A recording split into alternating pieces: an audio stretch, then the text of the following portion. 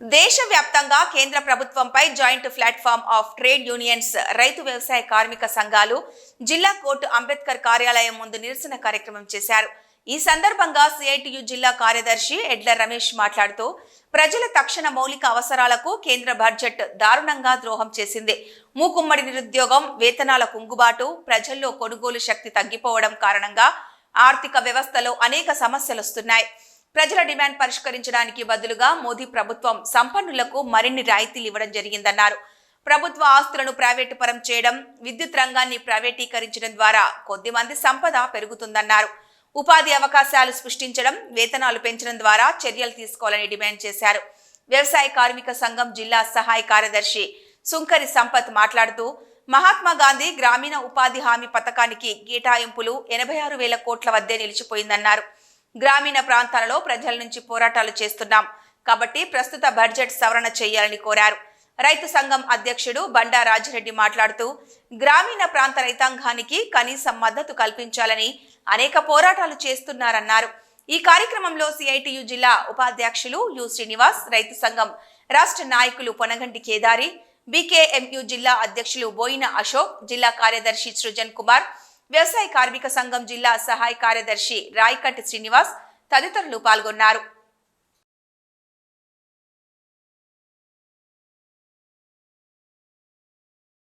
ఇలా దేశవ్యాప్తంగా సార్వత్రికమైన సమ్మె జరుగుతూ ఉంది. అందులో భాగంగానే ఇలా కరీంనగర్ జిల్లా రైతు వ్యవసాయ కార్మిక సంఘాల పక్షాన డాక్టర్ బిఆర్ అంబేద్కర్ విగ్రహం ముందు నిరసన కార్యక్రమాన్ని నిర్వహించడం జరుగుతూ ఉంది.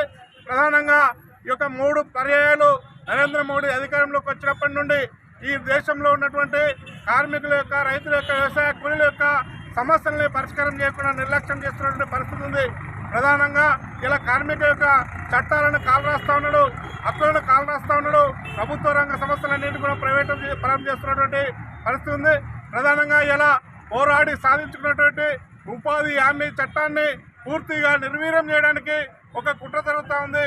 అందులో భాగంగానే ప్రతి బడ్జెట్లో ఉపాధి కూలీలకు సంబంధించిన బడ్జెట్ కేటాయింపుల్ని పెంచాల్సిన అవసరం ఉంది. అట్లాగే మండల కేంద్రాలలో కూడా అంబేద్కర్ విగ్రహాల ముందు నిరసన కార్యక్రమాలు విజయవంతంగా జరుగుతూ ఉన్నాయి.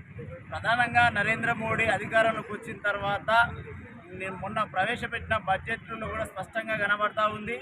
ఆ బడ్జెట్లో కూడా కార్మికులకు, రైతులకు, వ్యవసాయ కూలీలకు సంబంధించిన, నిరుపేదలకు సంబంధించిన వ్యతిరేకమైన బడ్జెటే ఉంది. అది కేవలం కార్పొరేట్ సంస్థలకు ఊడిగం చేసే బడ్జెటే ఉంది. నరేంద్ర మోడీ అధికారంలో వచ్చి నుంచి మొట్టమొదటగా రైతాంగానికి 3 చట్టాలను తీసుకొచ్చి రైతులను మొత్తం భూముల నుంచి వెళ్ళగొట్టే ప్రయత్నం చేసిండు.